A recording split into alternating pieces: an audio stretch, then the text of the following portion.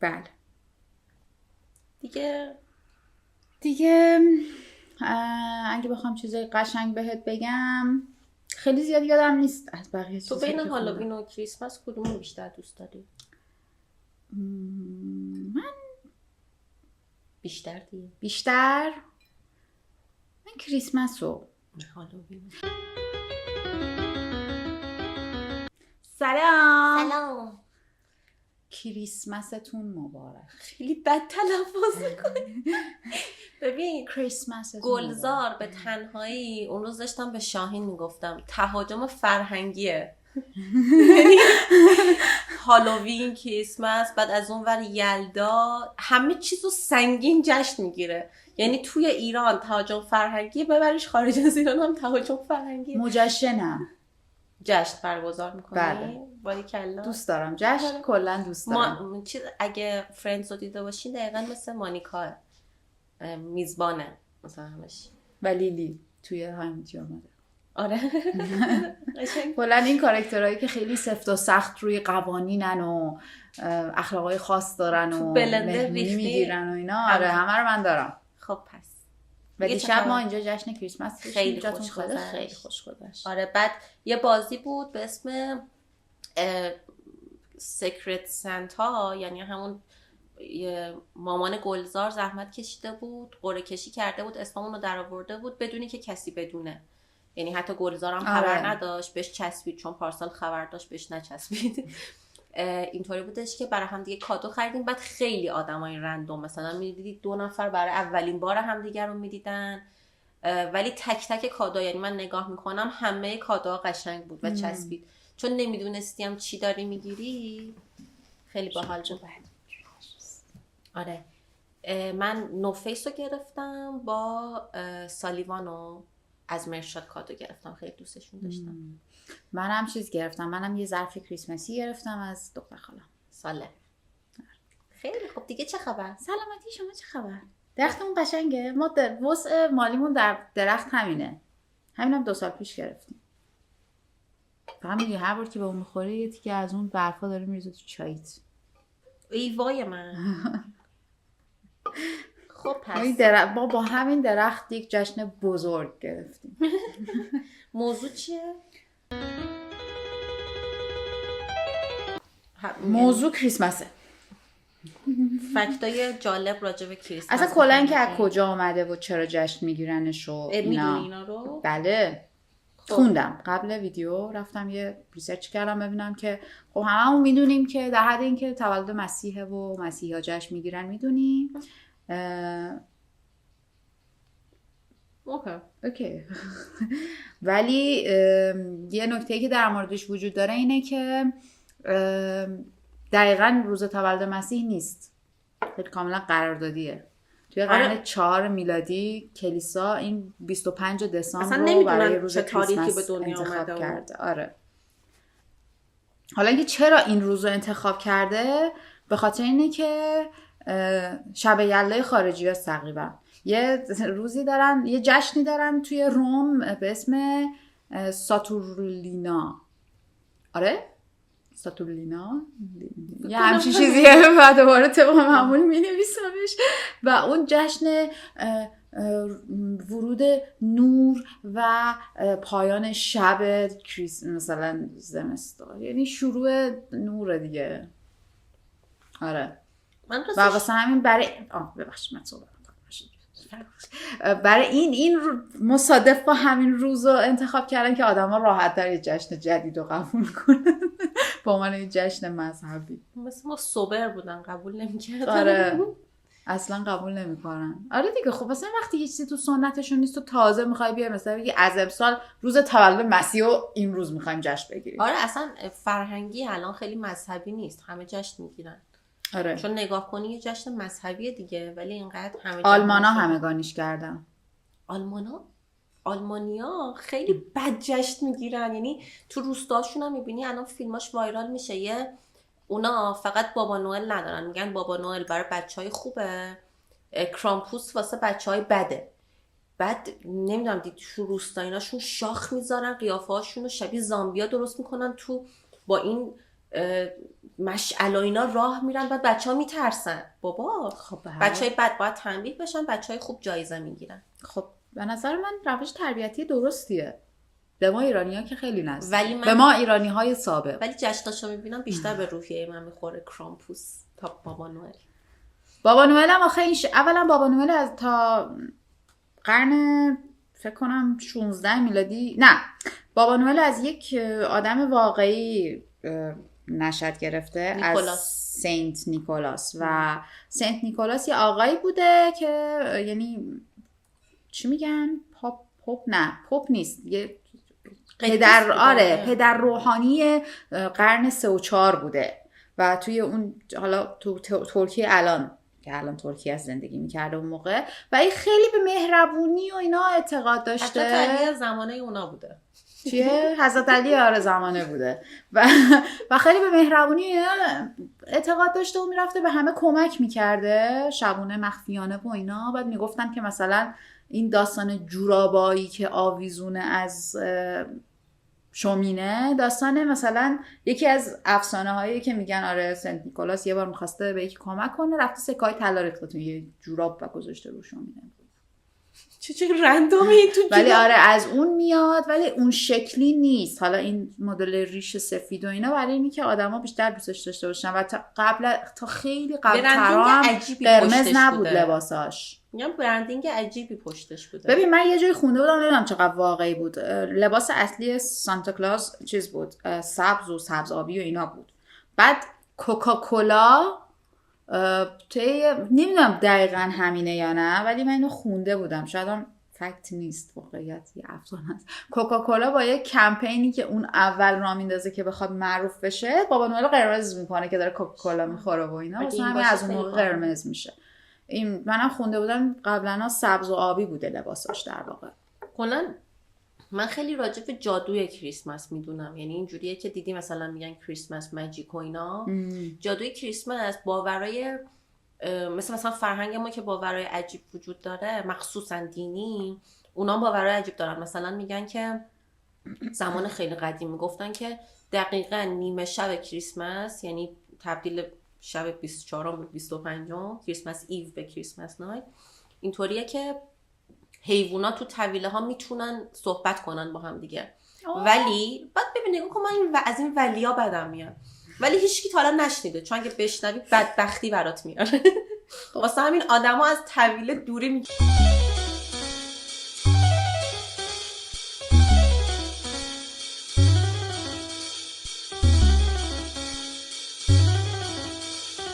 سری باور دیگه من از این جادویی ها میدونم، مثلا این که میگفتن و هنوزم میگن بنده خدا بچه‌ای که شب کریسمس به دنیا بیاد مثل مسیح مثلا میمیره اون شکلی میمیره، نه قرار زندگی به شدت سختی داشته باشه، بدبخت بیچاره، و سعی میکنن که مردم به خاطر این مثلا اگه زایمانشون قرار اون روز بیفته جابجا بکنن.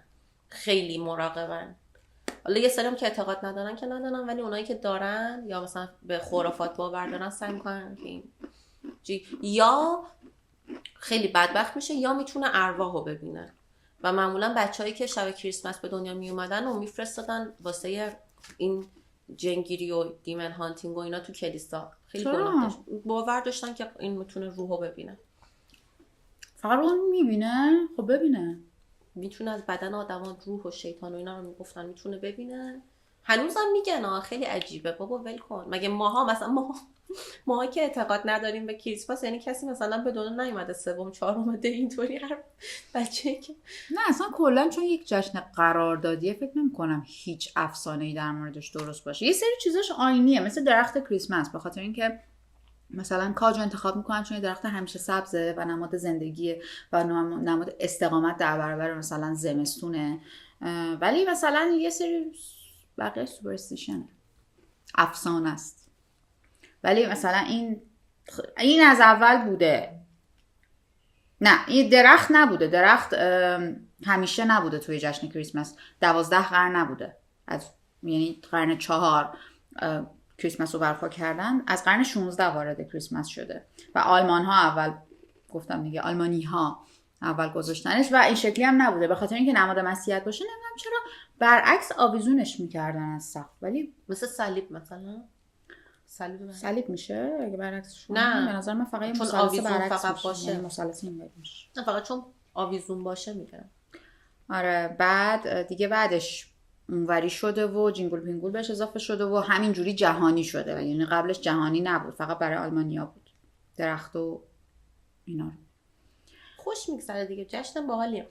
من یه چیزی شنیده بودم راجع به تولد، یعنی تو تاریخ هست و خیلی عجیبه، اینکه روزی که حضرت مسیح عیسی به دنیا میاد، خب تو طویله به دنیا میاد دیگه. چرا؟ یواشکی تو طویله به دنیا میاد، چوپان و اینا خبردار میشن. لحظه‌ای که مریم عیسی رو به دنیا میاره 3 مجوس، که مجوس جادوگرای ایرانی بودن که مجیشن هم از اینا میاد، یعنی چون مهد جادو بیشتر ایران بوده، خدا رو شکر ایران بدونه، یعنی همینش واقعا خوبه. مهد جادو توی ایران بوده، 3 مجوس میرسن و هر کدوم 3 کادو دستشون بوده. اصلا یه چیزی که اینو خاص کرد، یعنی مردم پذیرا شدن، این بودش که خب تو از ایران بخوای راه بیفتی برسی به اون منطقه اورشلیم، میدونید چقدر تو راه بودی اون موقع، و اینا دقیقاً لحظه تولدش میرسن، چون میگفتن مثلا ما موقع زرتشتیا باور داشتیم که یه نجات دهنده میاد، میرسن و 3 کادو تو دستشون بوده. یکیشون طلا دستش بوده که طلا فقط برای پادشاها برده میشه. یکیشون کندور دستش بوده که کندور اون موقع خب میسوزوندنش تو معابد و اینا، فقط برای روحانیون استفاده میشده. و یکیشون مر دستش بوده. مر یه گیاهیه که تو وقتی برای کسی یه ماده‌ای که وقتی برای کسی میبری داری از مرگ زودرسش جلوگیری میکنی، خبر میدی. خبر میدی. آره، یعنی اینا انگار 3 جادوگری بودن، مثل این افسانه سیندرلا، اینا اصلا 3 پریه. این 3 خیلی با ظاهر عجیب اینا میرن تو طلا، که یعنی تو پادشاه میشی، دنیا رو میتونی بچرخونی، و قطعاً یه جنبه دینی داره چون کندور باشه، و مر که برای سمبلی بوده واسه مومیایی کردن و اینا، و مرگت هم احتمالاً زود رسه، یعنی یا خیلی بد میمیری مثلا این شکلی که. و ببین تو یه بچه داره به دنیا میاد و اینو 3 براش میبرن، عجیبه. همونجا مردم مثلا شگفت زده میشن و اینا.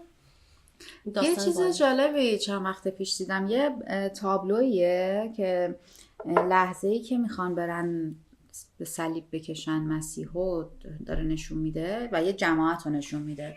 بعد خیلی جالب توضیح میده، میگه که آره این کجا کرایست کجاست، شاید این آدم اینجا یه آدمی هستش که داره گدایی میکنه، اینجا یه سری آدم دور چیز جمع شدن، دور میدون اصلی جمع شدن و چیزن و دارن نگاه میکنن و هنوز 2 صلیب اومده. 2 آدم دیگه هم نشون میده که از مثلا کسایی هستن که صلیب دستشون دارن دعا میکنن، به خاطر اینکه احتمالا اونا رو دارن برای اعدام کنن. و وسط تصویر جیسس رو نشون میده که صلیب افتاده روش، خورده زمین و آدما دارن کمکش نمیکنن. یه سری دارن نگاه میکنن، یه سریا روشونو کردن اونور که اصلا نبینن. و خیلی جالب بود. آره قشنگ همه صحنه دردناکی و اصلا این پیجی که من نگاه میکنم مثلا کار هنری رو میذاره و توضیح میده در موردشون، همیشه با یه حال فان و باحالی میگه، ولی روی این یه آهنگ ملویی بود و با یه غمی داشت میگفتش که مثلا این اتفاق و این شکلی به تصویر کشیده و آدما رو داشت نشون میداد که کاری نمیکنن در واقع. ببین آره پخش شد. راجع به دقیقاً مثلا مسیحیت، خب ما مثلا من که توی خانواده مذهبی بودم این ورا اینا مثلا زیاد اطلاعات نداشتم، بیشتر با کتاب اطلاعات گرفتم. مثلا یادم اولین کتابی که مثلا خوندم راجع به همین چیزا بن‌هور بود، درست یادم میاد یا نه، ولی مثلا یه حالتی بودش که با جزامیا برخورد میکنه. بعد خب چون حضرت مسیح اون دم مسیحیش معروفه به اینکه جزامیا رو پذیرفت، رفت بینشون و احتمالاً شفاشون داده. ولی من فکر کنم اگر تو وقتی تاریخو میخونی میبینی محمد نامی وجود داشته، واقعا عیسی نامی وجود داشته، یعنی اینا خیالی نیستن، واقعی هن. ولی احتمالاً خیلی اگزاجره شده راجبشون، یعنی یه سری آدمایی بودن که قدرت لیدرشپ داشتن، هوای بقیه رو داشتن و بعد حالا مثلا مردم میدیدن وای این قدیسه. ولی حضرت مسیح واقعا اینجوری بوده که مثلا میرفته بین جزامیا موقعی که اینا طرد شده بودن، هیچ کس اصلا اینا گشنگی میمردن، همون جوری بچه دار میشن، بچه‌هاشون مریض بودن، میره از اینا مراقبت میکنه، احتمالاً تیمارشون میکنه و میگن شفاشون داده، ولی خب کامل یعنی به اینا همونقدر میشه باور داشت که به جادو میشه باور داشت. جادو خیلی بستگی به نگاهت داره دیگه. مثلا اون موقع علم میتونستی مثلا با یه سری مواد یهو آتیش رو درست بکنی، یه چیزی رو معلق بکنی مثلا برای لحظه‌ای، مثلا یه چیزی مثل مگنت آهن رو. خب فکر می‌کنن جادو الان واسه ما مرز جادو یه ذره جابجاتر شده، ماجیک، ولی خب اونا از طبیعت داره میاد دیگه. یعنی من نظر من جادو چیزی که وجود داره، فقط تو مواجهه باش، برات یه ذره مغزت میتونی که انتظار نداری، ولی جادو واقعیه دیگه. یعنی اینجوری نگاش بکنی. آره. و گفتی حالا مهد جادو ایرانه. اون چند وقت پیش یه داستانی داشتم میخوندم از اینایی که داستانه شاهنامه رو میگن، و یه آقایی رفته بودش چین و این چین یه دونه هیرو داشته بهش میگفتن شیر میمون، چون شکل میمون بوده ولی مثلا زرد بوده، طلایی بوده و اینا. و این میمونه اینجوری بوده که میرفته تو آب میومده بیرون، بدنش روینتن میشد دیگه، بهش نمیشد تیغ وارد نمیشد، واسه هم کسی رو نمیکشته، نمیتونستن بکشنش. با چشش هم نمیشد؟ نه نمیتونستن بکشنش. بعد این یه روز میره دختر خاقان چین رو میخوره و این ملکه ناراحت میشه و اینا، میره به این آقایی که میشه. حالش خیلی بد بود و این میره به این آقایی که از ایران اومده بود، اسمش هم یادم رفت، طبق معمول میره میگه که آقا برو انتقام ما رو از این بگیر، اینو بکش بگیر بیارش و اینا. بعد این میره از این تیرکمونای دو سر داشته و اینا، اینم میپره تو آب آماده میشه که بجنگه، این تیرکمونشو میزنه و زخمی میشه. آره شیر میمونه و تعجب میکنه که آی من زخمی نمیشم، چجوری من زخمی شدم اینا. خلاصه اینقدر میزنتش و اینا، میگیرتش و برش میگردونه برای چیز. بعد اونجا هم خاقان اون یکی دخترش رو میده به این پسره و میشه شاه چین. و فکر کنم اینجوری پیوند میخورن چین و ایران به هم دیگه. من فکر کنم افسانه دیگه در چی بوده مثلا اون تیره نمیدونم بوده؟ نه یه تیر چیز بوده دیگه، تیر قهرمانی بوده، تیر چیز دیدی که تو افسانه های ایرانی اینجوری که کافیه طرف قهرمان باشه. البته نمیدونم آرش مثل آرش کمانگیر کلا همه چی رو تیر بوده. آره همه چی هم خب جزء چیز بود دیگه، جزء ورزش‌های رزمی خیلی مهم بود تیرکمون. آره تیرکمون و چوگان مد بوده اون موقع، الان نیست. آره چوگان رزمی نیست ولی آره یه رو اسب میرن. آره رو اسب میرن گلف بازی میکنن. جدی همینه واقعا، رو اسب میزنی یا از یه سوراخ رد میشه. ولی آره از چیزای دیگه که در مورد کریسمس هست میخواستم بهتون بگم چی بود؟ آهان این صدای زنگای کریسمس هست، اونا برای رفع دور کردن ارواحه. یعنی میگن که برای این صداها رو که میشنون ارواح دور میشن و میرن خونه‌شون. آره این خب شب کریسمس اعتقاد دارن که روح‌ها نزدیکترین حالت با انسان‌ها، واسه همین دیدی یه سری غذا میذارن از شب قبل رو میز که ارواحشون دارن میان خونه، مثلا غذای مورد علاقه از عزیزاشون رو که از دست رفتن درست میکنن میذارن رو میز که اینا مثلا بیان ببینن. مثل جشن مردگان چیز مکزیکیا. آره دیگه مکزیکیا توی جشن مردگانشون یه شب همه غذاهایی که مثل کوکو میسوزونن دلشون، همه غذاهایی که میخورن ارواحشون رو میذارن رو میز که ارواحشون میان خونه و عکسشون هم رو میزه دیگه، یعنی یادشون مونده اون طرفو. یه راهی دارن ارواح برمیگردن به زمین و از اون غذاها استفاده میکنن میخورن. حالا که نمیکنن اون کارتون بود ولی میکنن، یعنی همچین جشنی هست ولی میدونم، ولی به نظرم اگه واقعا قرار روح برگرده خب بیشتر دلش میسوزه که غذای مرده. مثلا من فکر کنم بمیرم بعد شب کریسمس بیام ببینم ماکارونی عالمه رو میزه، یعنی واقعا همه رو تسخیر میکنه. روح ماکارونی رو میخوری دیگه؟ بکشید ماکارونی رو روحشو نه دیگه اینجوری روحشو برمی‌داری میخوری. من همه رو تسخیر میکنم، روح ماکارونی رو در میاری میخوری. کینه میکنم اصلا. حالا بله دیگه اگه بخوام چیزای قشنگ بهت بگم خیلی زیاد یادم نیست از بقیه چیزا. تو بین هالووین و کریسمس کدومو بیشتر دوست داری؟ من بیشتر من کریسمس رو هالووین هالووین رو به خاطر کاستومش دوست دارم ولی من چیزای ترادیشنالش خیلی کمه و ما یه ذره قاشق زنی چهارشنبه سوریمون شکل هالووینه. کریسمس برام جدیدتره، ما خودمون اونو داریم. آره شبیه خوراکی گرفتن شو. هم چادر میندازی رو سرت کسی نبینته، هم میری قاشق میزنی بهت آجیل چهارشنبه سوری میدن اینجا یعنی تو اون جایی که میری میگیری در خونه ولی الان دیگه کسی اجرا نمیکنه دیگه با توجه به وارد شدن تانکسگیوینگ و جشن شکرگزاری و کریسمس و هالووین و هانوکا داریم. هانوکا که مال یهودی هست. دیگه چی دارن مسیحا؟ چیز دیگه ای دارن؟ مسیحا کلن که اونا جشن مثل ما زیاد دارن ولی خیلیشو خودشون جشن نمیگیرن مثل ما. آخه ما طبقه چهارمیمون ارمنیه. بعد یادم مثلا مامانم چیزا کریسمس ها واسه اینا کادو میبره.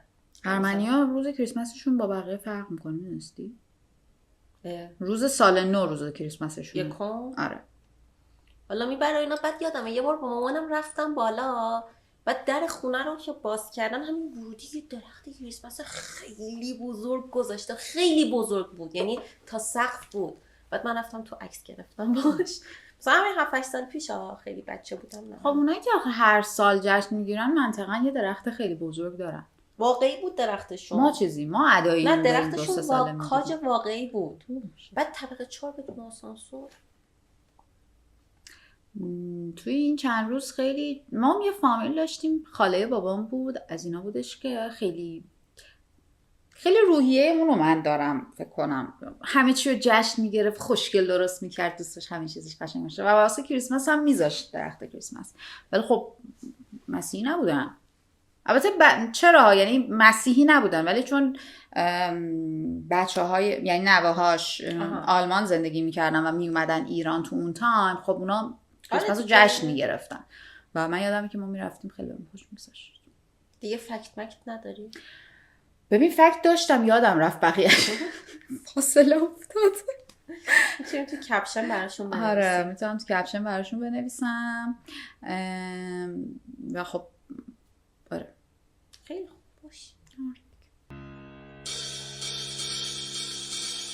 یه اون زیر برامون چیز کامنت بذارین که میخواین کادو بهمون چی بدین، ما آدرس میفرستیم برامون کادو بفرستین. آدرس بزنیم آره کادو بفرستیم. موافقی؟ آره من اوکی.